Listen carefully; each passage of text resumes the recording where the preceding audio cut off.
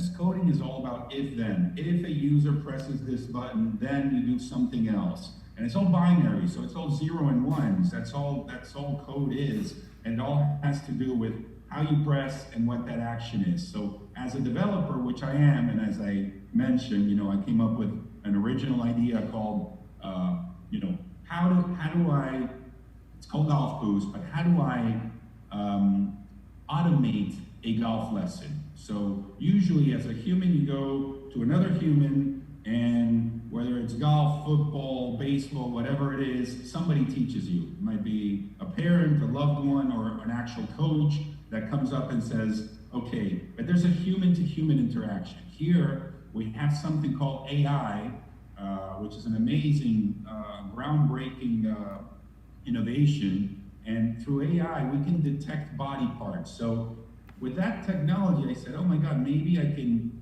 replace the one human, and it's only a human to AI interaction. And now we have, as you see there, a silhouette with a record button. You record a golf swing, and basically you're filming your swing. That video gets uploaded to a server at a server level without any human interaction. So now we've replaced the human to human for human to machine, and that machine basically analyzes your swing. But what it does first is it detects your body parts. It detects your head, it detects your arms, it detects your legs, it detects your body. And based on that, we compare it to what's called an ideal model. So AI has an ideal model. And maybe, let's say, if with a golf swing, I don't know who's a golfer or not, if you see Tiger Woods, he's got a perfect left arm straight at the backswing. So if I have it bent, it's bent, I don't know, 40 degrees. So I'm gonna trigger the user, and automated, a lesson is triggered, and it shows a user a golf lesson. But in order to do that, again, we have to go through coding. And how do we build the app? So we decide, the color schemes, the text, the different elements that are going in, the underlying technology, as I said, AI. So it looks so simple, but there's a lot going on at the server level. And when I say the server level, this is your binary, this is your app. The server is the cloud, which is the communication between the phone and the computers that reside in the cloud. And in order to get there, I'm going to take even a step further back, which is what we call UI, user interface, and UX, user experience. And we go through a sequence of obviously, whiteboarding first until we come up to a user path. And this is what the user does. Remember I said about coding and if-then. So here's a screen that shows a lesson. And notice the first button up there. Let's see if I can get a laser pointer here. So if I click here, I go to this screen. But notice if I click here, it goes to this screen. And if I click here, it takes me to this screen. But if I was at this screen, I go to this screen. Now if I go to this screen and I click here, it takes me to that screen. And that gets more and more complex all the time. And that's exactly what we need to accomplish when we create what's called the architecture. So this is the architecture of an app, just like a house. It's a perfect analogy because you have to build a foundation first. And if you build a bad foundation, if you don't contemplate or anticipate the plumbing, the electricity in a house, what those pillars, those supporting pillars are going to be, it's the same thing with software architecture. So if we don't anticipate that, a button or a function is going to do a certain things, and we launch that app and we realize our users are using it in a different way, oh my God, talk about pivot and talk about going back and probably have to demolish the house and start building again.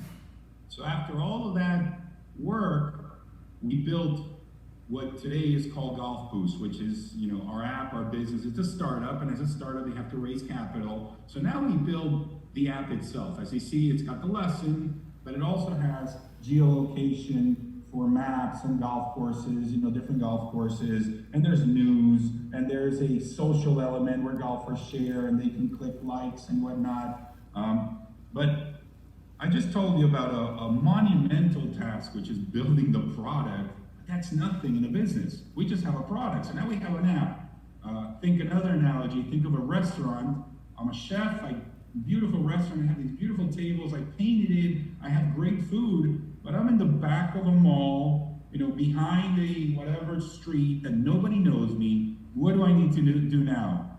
Marketing. So that's the beginning of the business. So now we have a product, but nobody's visiting our app. So if you go to golf on the App Store, 1,000 apps show before me. You can keep scrolling all day and you won't find Golf Boost. Now if you put golf lesson, maybe instead of 1,000, it's 300 apps that are before me. How do I get to the front? Marketing dollars, and that's what we're talking about now. But that's not an easy task either. So part of the business is, how do I market it? And then you have to come with a strategy. Our strategy is that you can boost your swing anywhere. Kind of funny, fun, here's a doctor swinging in the OR, or a SWAT, instead of doing his job, he's performing, he's playing a round of golf or getting a lesson. So the idea here is that we have a benefit, and I'm going to show you now, because before any marketing strategy, now I'm going back to, we have to study our potential market, our competition. So we're talking about, okay, what's my potential market? How many golfers exist? So if you're selling a medical product, I heard somebody was doing a physical app, so you're going to have to go into your marketing of that physical target market. So who are your customers? How many customers in each of these regions? The United States as a whole, Asia, of course, South America, the different territories. What are your pillars? So I talked about our marketing strategy being boost your swing anywhere, but the fact that we're an instant lesson, we're immediate, we have a much better price than your physical lesson. A physical lesson is about $50 to $100. Ours is only $199, and actually we have $499 unlimited lessons per month, so that's a huge advantage, a huge competitive advantage, and also the convenience of being able to do it anywhere. So we focus on those three pillars for our marketing strategy, and our customer acquisition has a cost. That means how much is it cost for a customer, for me as a company, how much advertising I have to do on Facebook, on Instagram, on any social media platform to get a customer. Not only, there's 3 different points within the customer journey is the downloading of the app, because they might arrive to the app and say, I don't want to download this. So now they just downloaded it. Well, there's a lot more after that, because now you have, does he or she register and become a user? Do they film their swing?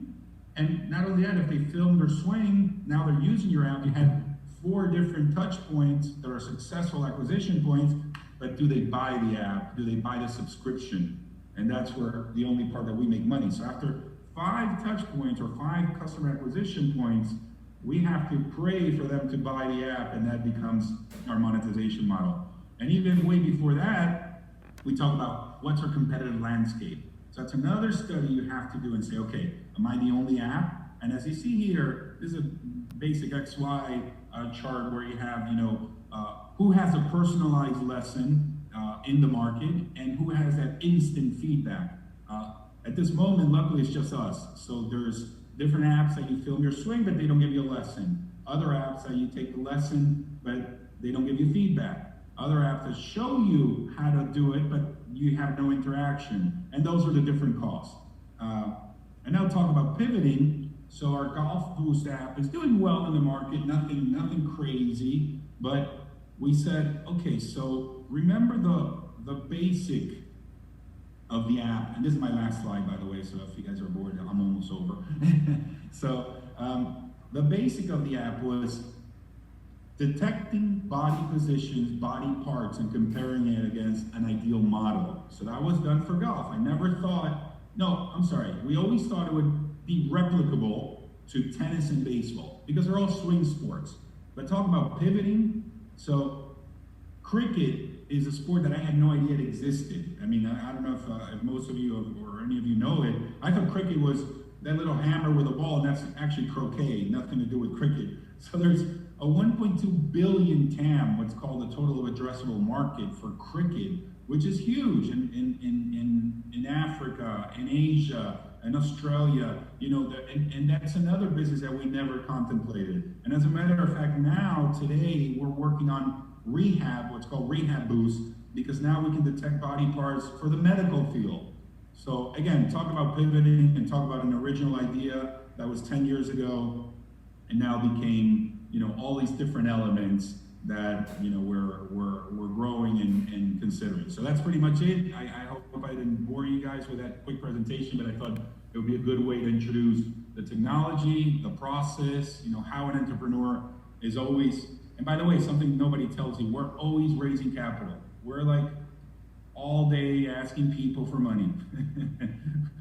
And so it's always, saying, hey, I have this idea, do you want to invest? And part of that investment becomes an allocation or a allocation of your shares. So you're giving away part of your company for funding that helps with development, with marketing, with strategy, with operation, with teams, and everything else in between. I had a good friend that introduced me to another good friend of his that has a software company. And what they do is a third party nowadays, everybody's talking about remote work with COVID. I've been working remotely for 10 years and people in Argentina, for example, that I've never met. I mean, I've met them through camera, but never physically. And we're building apps together, we become good friends, and yes, exactly that here. So you basically, that's why you raise capital. You raise capital and you say, okay, part of this capital is going to go towards a development, and that development gets assigned to a team. And that team, being coders that hopefully are much better than I am, the good thing the advice to entrepreneurs that I always give, learn about coding enough to understand the development requirements. So why? So if I don't know anything about coding, I don't know anything about cars, for example. I have no idea. I mean, I know how to drive, of course. I know if they sell me a car, I open the hood and I'm like, oh yeah, this looks really good, but I have no clue what's going on in there. So when I go to a mechanic can tell me, look, it's a carburetor, whatever, injection, blah, blah, blah. I have no clue. So they can charge me $100 or $1,000, and I'm gonna say, okay, but I have no decision making there because I don't know my basics. So same thing with coding. If you don't know your code, if you don't know your basics, they can tell you, oh yeah, to build this button and do this and the other, I can bill you $100,000 or $1 million when it comes to coding. It's that much of a difference.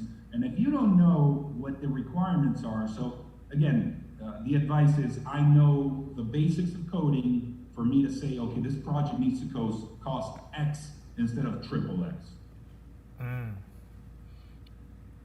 Wonderful. I have a question. So when it came to picking the companies and the people that you wanted to work with, what was the strategies you used to be like, okay, yes, this is the person I want to work with because they good in this field and stuff? What did you use to do that? So that's a great question as well. So first you start, or I started with friends and family, not only everybody who could help for free, because at the beginning you have no cash, you have an idea, and you're like, okay, do I quit my job? I mean, I can, I went to school, I got these different validations that I should be working for a main company, for the enterprise, call it, and start climbing that corporate ladder. So it's a huge decision as an entrepreneur saying, okay, I no longer have a paycheck. I have to go in on my own. Nobody's gonna pay me for months or even years, and I'm gonna go raise capital. So how am I gonna build this? So I call that friend that I mentioned, hey, can we code this together? I need to, first of all, build a business plan. That business plan needs to include somewhat of a prototype, because sometimes you just have an idea, but people are not going to give you money for just an idea. They want to see some working prototype. And with an app, it's easier. If you're building something physical, I don't know, you build it with wood or you build it with plastic first, so you can go show whatever prototype it is, and that's how you start raising capital. So the initial team is just a small friends and family team. When you have the capital, then you have the luxury of doing what most companies do, which is either a friend of a friend or somebody gets recommended, where you, of course, you interview them, you see, their past experience, and you say, and of course, it also, we're very small, but I'm all about company culture as well. I want to work with people that have my same work philosophy. I mean, we work by task, not by hours. You can work at 3 a.m, or you can work, or you can take the day off. I don't really care. You have a task that's due on Friday. So if you do it on whatever time, I'm not one of those people that say, no, you gotta work every day 9 to 5, and I want to see you clock in. So that's company philosophy or what's called company culture. Also, company culture, very laid back. We're not as corporate. We're a startup. Most startups are like that. You see, the Googles have the ping pong tables and the foosballs and whatnot. And then if you go to, I don't know, a pharmaceutical company, everybody's, very strict, suits and, whatever. It's a difference in company culture. But the answer to your question is, yeah, we at the beginning, it's whoever wants to join and work for free, and then eventually you have a more organized process. Right, for the camera thing, for the camera thing that you had, can you do that with multiple things, like let's say working out, for example, to make sure people are doing the right form? Yeah, that's exactly it. We've now compressed the code so that when you do the exercise, it's detecting you in real time. So now we've compressed. That's a great question, because we used to, I don't know if you saw the golf product, you film the video goes up to the cloud, and at the cloud level, we run what's called an executable, and that executable processes the analysis. Now it's all done locally on the mobile device. So if you download Golf Boost now, and you get in front of the camera, you're gonna see how it's detecting your body in real time. And yeah, I mean, the applications are endless. We recently, by the way, something really important that I don't mention on part of the business, you want to get patented because a patent protects you. And we recently, actually a year ago, so very recently, after 9 years of work and applications, we got a patent for that methodology. The method of filming somebody with a mobile device, detecting body parts and positions, and comparing them against an ideal model. So the answer to your question is, yes, pretty much with physical rehabilitation, but also with fitness, with any sport that soccer and football, unless it's football, just the throwing of the ball, the restricting element must be that the user has to be standing in a location. They can't be in movement because the camera, you have to film the user performing the activity, physically in that same location. So if there's movement, those sports or those activities are eliminated. Okay, got it. Thank you. What I was gonna say was, when you came up with your app, I know your team came up with a bunch of ideas, and I was gonna ask, what good ideas did you have to scrap because it didn't fit the big picture of everything? Oh man, that's a great question too, because we came up with a ton of ideas, and we still have a ton of ideas. So not only, look, I'm going to show you something real quick. Sorry, I have different screens. So not only do we have, let me get that one. So I'll show you a ton of ideas. For example, what I'm going to show you now is what I think is a great idea, but we need the budget for it. And for example, look at, let me show you here. I'm going to show you this real quick, and that way you get to see what ideas and how do you decide what gets scrapped and not. And it has to do with also funding. So I have different meetings with different people that I say, hey, how about this idea? Because they're all, look, screen two. Here we go. So this is, talk about pivoting. One of the questions was, how do entrepreneurs pivot? We're constantly, not only asking for money, constantly pivoting. So, as I mentioned, you guys can see the screen, right? Yeah. Yes, sir. Okay, so as I mentioned, the original is golf, then we replicate it to tennis, baseball, and cricket. But it's always the development of AI. So talk about pivoting. Let me just jump through these slides. Wait, I'm going to jump through here, and now we're talking about being able to detect the body for all these different activities. Let me show you the app in movement, for example. So check it out. This is pretty much, there's all these hospitals that have what's called these dedicated environments to measure gait. So you have sensors and biometric sensors and all these cameras. And here's me, this is me with the phone. I mean, with anybody's phone. It's not a special phone. I'm not wearing any gadgets. I'm not wearing anything. And look how it's detecting my right knee, my left knee, my elbow, all in real time. And that whole experience can be used. You mentioned about exercise. Sorry about my horrible jumping jack. But as you see, it can be not only, we're output agnostic, so it be outputted to a phone, to a screen, to whatever it is. And talk about other ideas, we're working with companies, and this is one of my presentations, is how can it also AI as a consumer product? So not only body parts, check it out, now we can detect facial recognition, positions of your hands, and this is application of makeup or correctly applied creams.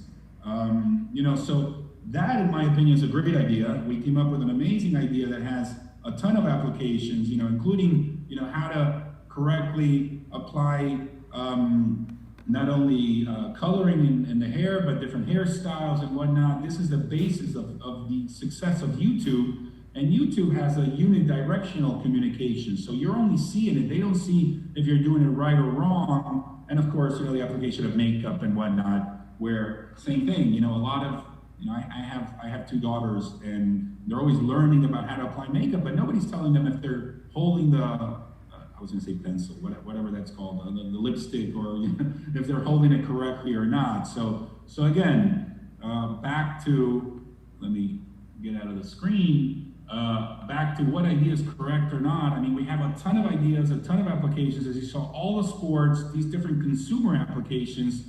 What's a good idea is where we have funding behind it. So we go to a company such as Revlon, or I don't know, some makeup company, they go, oh my God, I love this idea. Here's money for you to go build it, because now I need development costs. So all of that are great ideas, and even though we have what's called a core technology, we don't have the funding to develop that core technology. So we need a ton of money, and that also, if you want, I'll go into real quick into expand on that question, which is, okay, how do you raise money? So when you raise money, you put a value for your company. You say, okay, my company, based on this, based on competition, based on projections, most of the time you say, look, if I can sell, I don't know, $1 a user, so this is a subscription model, $1 a user for 1 million users, you have a $1 million company. Now, if you go into the advertisement or premium or freemium model, is okay, you gather a ton of users, but you sell them advertisements. So now you project on the advertisement that you can sell. I have 1 million users, and I'm gonna, show them each a banner that costs, 5 cents per banner, and they're your economics. But again, and if that company, let's say Revlon, says, yes, I love the lipstick idea, let's build it. Then the idea here is that you say, wait, I got a warning. Okay. The idea here is that you say, okay, let me sell you a part of my company. So you know how they say high school diploma, then get your bachelor's or your undergrad, go all the way through your master's, because that's so important. That is definitely something you can always rely on. So that's a big advice that I learned late, because I finished my master's a few years ago, being an older person, and I wish I always had that, because that's a reassurance that you're always going to have a job. Saturation of information you want to include, that's content. You leave it behind, and the target audience, or whoever you give it to, will decide if they want to read, what do they want to read or not. I think in-person presentations like these, they need to be clean and just graphics, your text and your voice. So the information comes from what you're saying, not showing it all. And in PowerPoint, you have I don't use them anymore, but I used to use them all the time. You have notes within the slide, so you can read right off the notes and have bullet points that remind you, because when you're in person, of course you get nervous, you present in front of people that, nerves are very natural. So again, I like clean presentations, very graphical, they need to, communicate visually, but your voice gives the content.